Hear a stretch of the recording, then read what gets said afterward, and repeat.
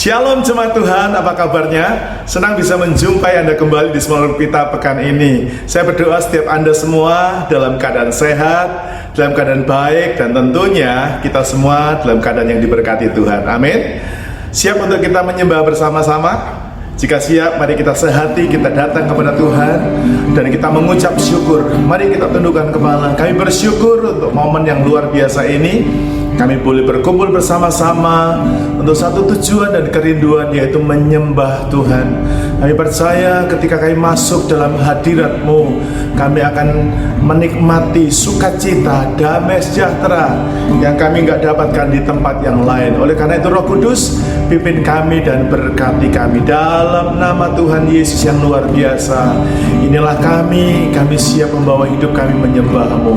Dalam nama Yesus sama-sama kita katakan amin. Masuk hadirat-Mu, masuk hadirat-Mu Tuhan, dengan korban pujian. Masuk hadirat-Mu Tuhan, perhiaskan kekudusan, perhiaskan kekudusan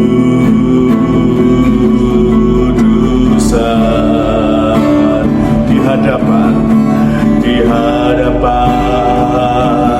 hadirat-Mu Tuhan. Ku rasakan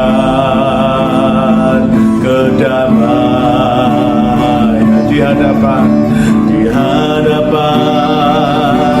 hadirat-Mu Tuhan. Ku nampak keagungan, ku nampak keagungan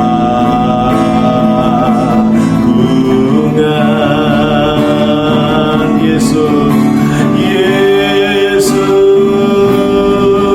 ku sembahkan sujud di hadapan-Mu. Keinginan dalam hidupku hanya untuk menyembah-Mu. Mari berikan tepuk tangan kita yang luar biasa buat Tuhan kita Yesus Kristus. Masuk hadirat-Mu Tuhan, dengan korban pujian. Masuk hadirat-Mu Tuhan, perhiaskan kekudusan di hadapan hadirat-Mu Tuhan. Ku rasakan kedamaian di hadapan hadirat-Mu Tuhan. Ku nampak keagungan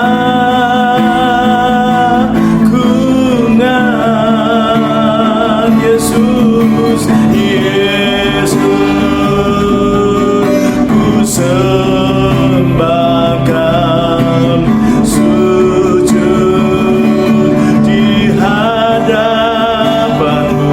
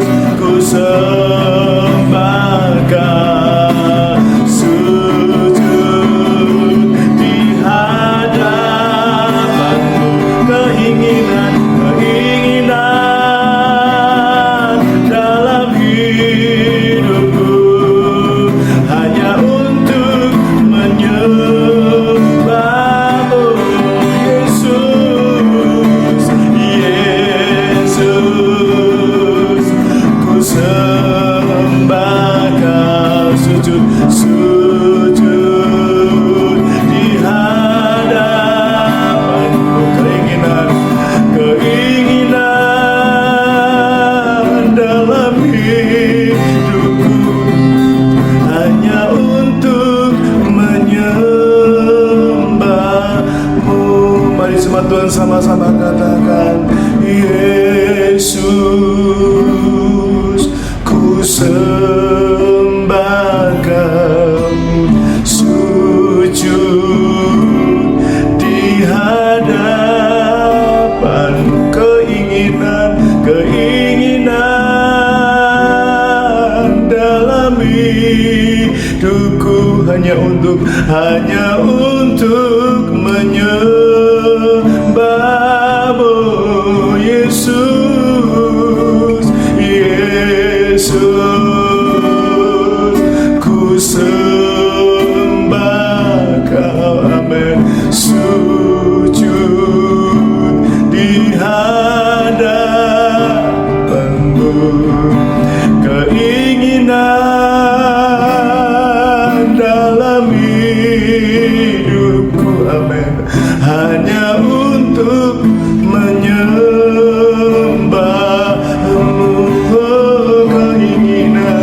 Keinginan dalam hidupku hanya untuk menyembah-Mu. Keinginan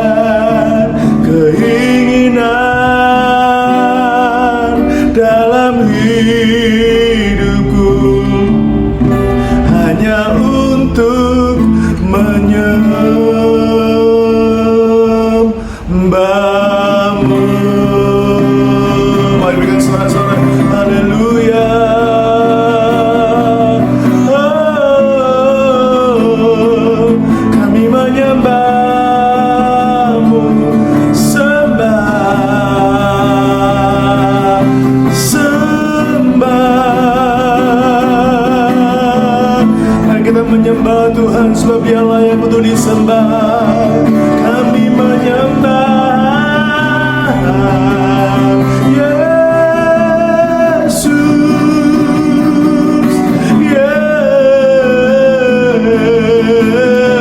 Yesus. Oh, mari sembah Dia. Penyembahanmu akan menarik hadirat-Nya untuk datang dan turun menolongmu. Haleluya. Oh, penyembahanmu akan memberi kekuatan kepadamu. Penyembahanmu memberimu sukacita, memberimu pengharapan. Haleluya, haleluya. Biar kami merasakan Tuhan kehadiran-Mu, kami rasakan jamahan-Mu, kami rasakan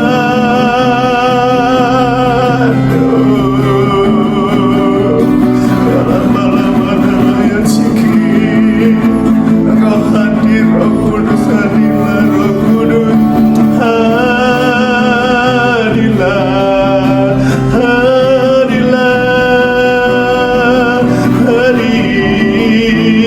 hadirlah, hadirlah.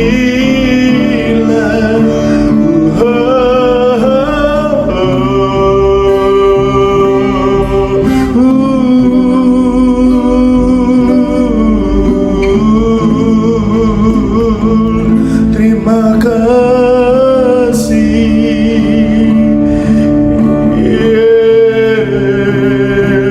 kami menyembah Engkau Tuhan. Saat kami menyembah-Mu, kami percaya Engkau hadir di tengah-tengah kami. Mungkin kami datang dengan pergumulan, kami datang dengan kesulitan, kami datang dengan berbagai hal yang terjadi dalam kehidupan kami.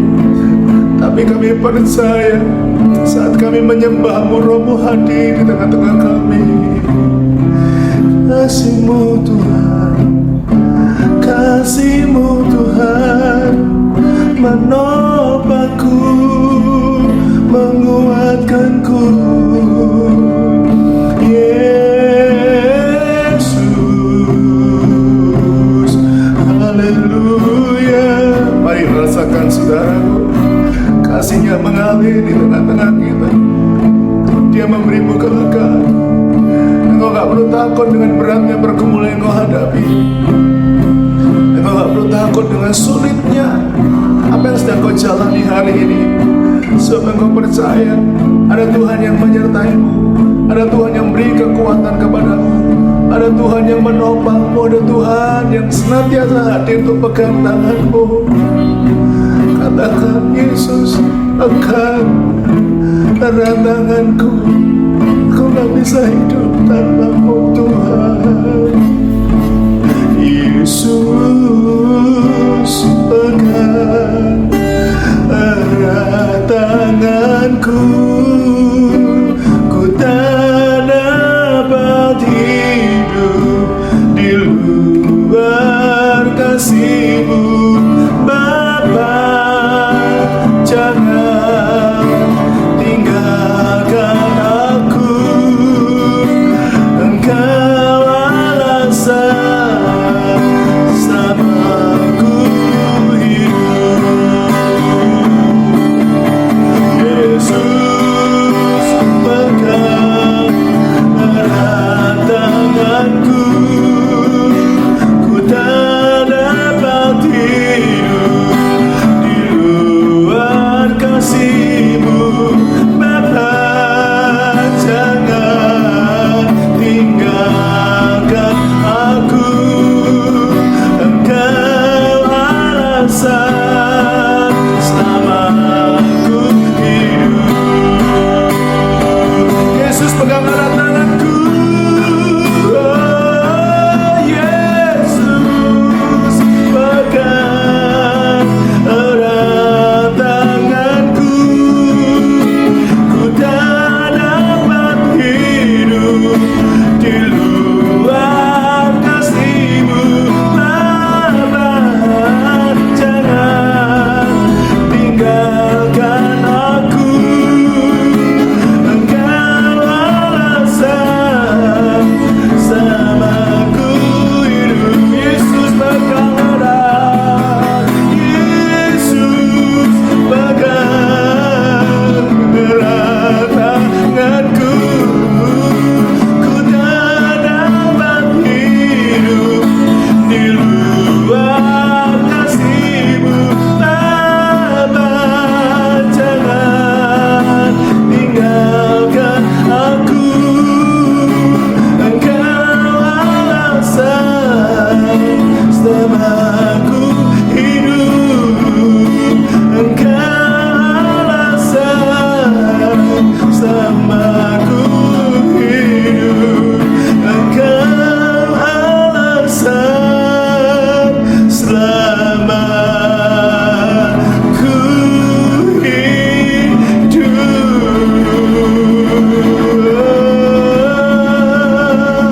Yesus, alasan buat kami hidup. Yesus, alasan, Kau yang membuat kami hidup, Kau yang memampukan kami, Kau yang menyanggupkan kami Tuhan. Ku tak dapat hidup di luar kasih-Mu Tuhan. Oh, alami Tuhan yang bekerja di tengah-tengah kita. Alami kuasa-Nya bekerja, Dia bekerja menolongmu, memberimu kekuatan. Oh, terima kasih, haleluya.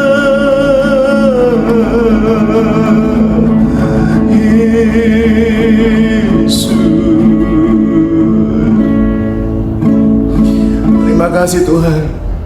Kami bersyukur Tuhan, di kesempatan ini kami boleh merasakan hadirat-Mu. Kami boleh menghadapi berbagai hal dalam kehidupan ini. Tapi kami bersyukur karena kami punya Tuhan yang tidak pernah meninggalkan kami sedetik pun. Engkau menjadi perisai, Engkau menjadi penolong, Engkau menjadi sumber kekuatan dalam kehidupan kami. Sehingga kami gak perlu takut dengan apapun yang terjadi di hidup kami. Sebab yang kami tahu Tuhan beserta kami, Tuhan memberkati kami, Tuhan memampukan kami, dan Tuhan siap membawa kami dalam kemenangan demi kemenangan. Biarlah penyembahan kami menjadi dupa yang berbau harum yang menyenangkan hati-Mu, dan itu menjadi persembahan terbaik kami yang menyukakan hati-Mu Tuhan. Kini kami akan sama-sama belajar dari firman-Mu. Mari urapi kami, dan firman yang kami dengar hari ini sungguh-sungguh boleh memberi kekuatan kami, terlebih membawa kami untuk mengerti tentang firman-Mu, tentang rencana-Mu, dan kami hidup oleh karena firman-Mu. Terima kasih Tuhan, urapi kami semua dan juga urapi hamba-Mu yang sebentar Tuhan akan pakai menjadi salur berkat, menyampaikan berita firman Tuhan ini. Biar hamba-Mu dalam pengurapan-Mu, dalam nama Tuhan Yesus, kami semuanya siap dengan firman Tuhan. Dari semua yang siap, bersama-sama kita berkata, amin. Mari berikan tepuk tangan yang luar biasa buat Tuhan Yesus Kristus. Haleluya. Puji nama Tuhan, saudaraku yang dikasih Tuhan. Hari ini kita akan belajar bersama-sama dari sebuah tema, yaitu Tuhan pembuat keajaiban. Saudaraku yang dikasih Tuhan, hidup di dunia ini adalah sebuah journey kehidupan yang penuh misteri. Kehidupan di dunia ini adalah journey, perjalanan kehidupan yang penuh dengan misteri.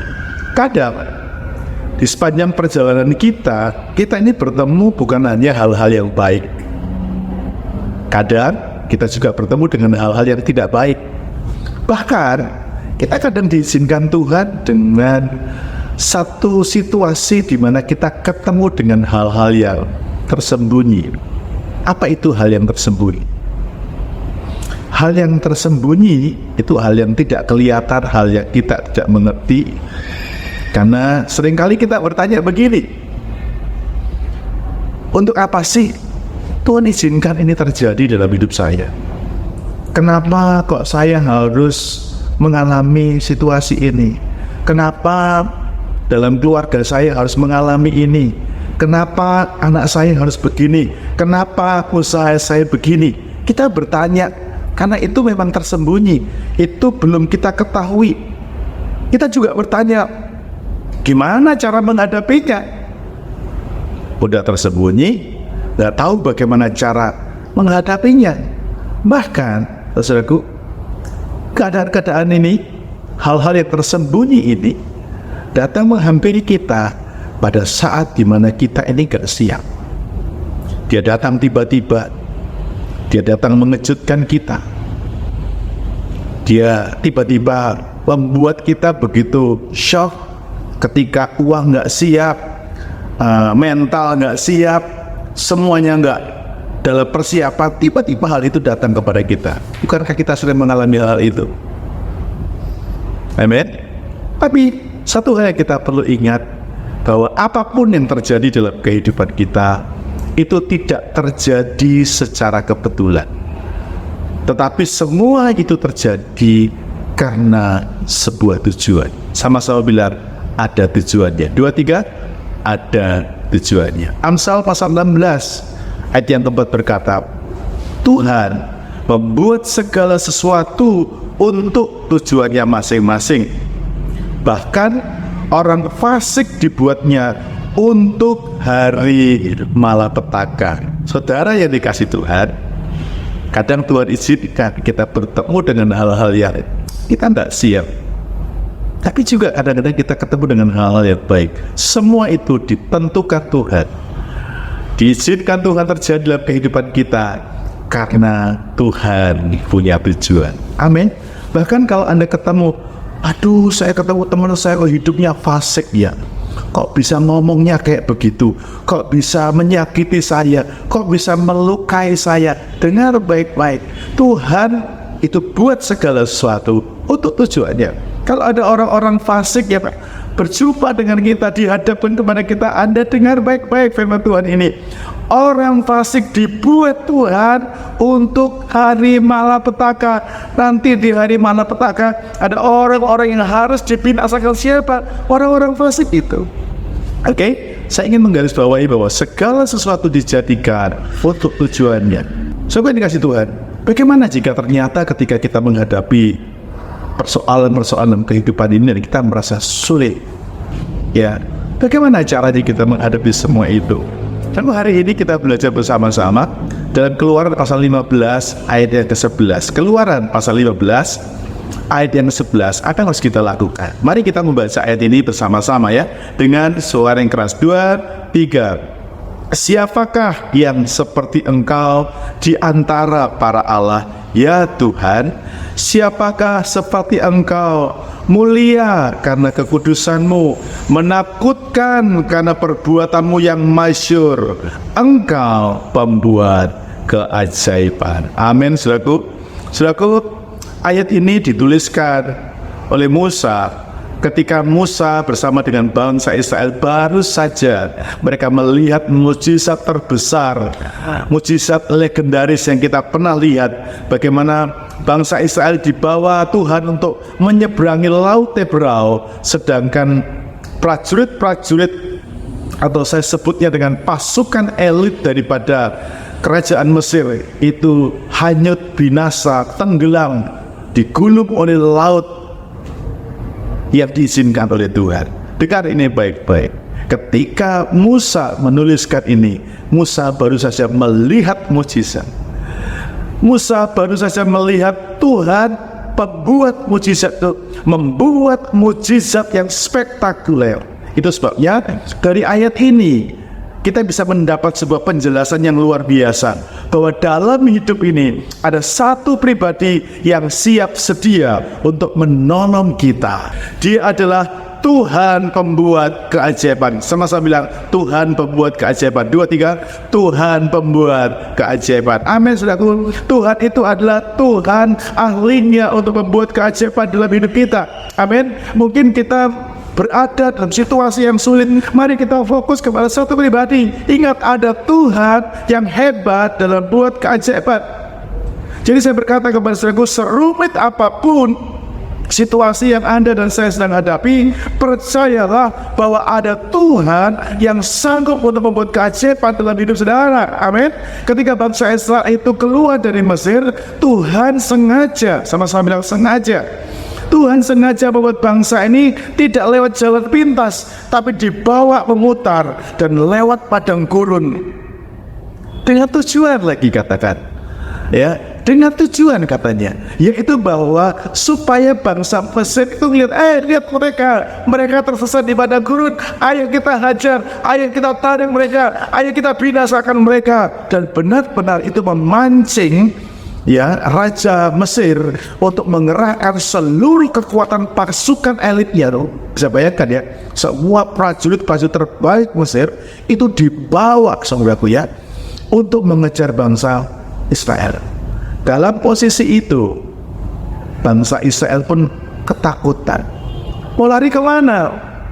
Kiri padang gurun, kanan padang gurun, depan Laut Tebrau, di belakang ada pasukan elit yang tangkas, yang tidak mungkin tidak bisa menangkap mereka. Dan mereka terdesak. Di saat terdesak itu, Tuhan buat mukjizat dalam kehidupan mereka. Amin. Jadi hari ini, kalau saudara dan saya berada dalam keadaan sulit, Anda mungkin merasa aku nggak mampu. Waduh Pak, saya nggak punya uang untuk menyelesaikannya Pak.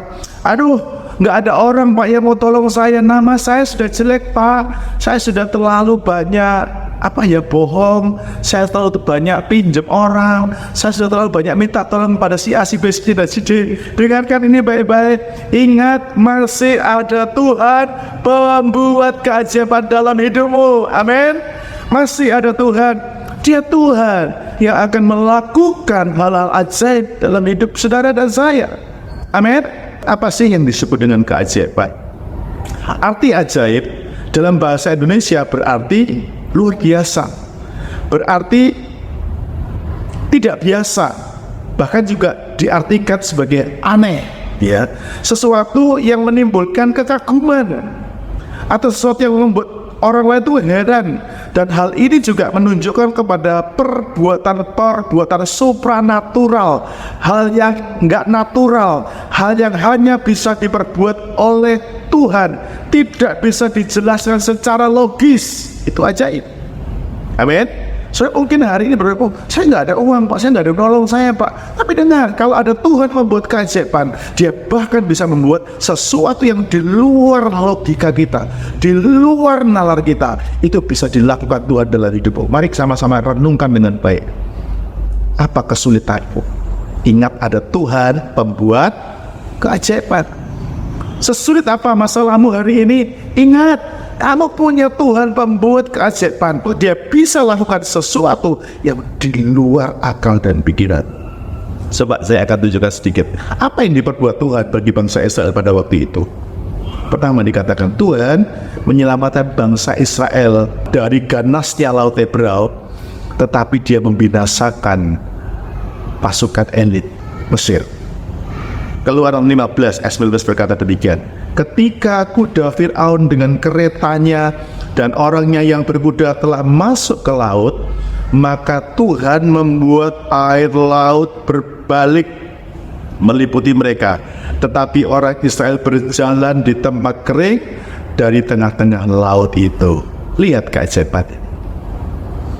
Anda bisa dibawa Tuhan memasuki satu area yang sebenarnya kalau Anda nyebur ke situ, Anda bisa mati. Tapi Tuhan bisa buat keajaiban, Anda nggak mati.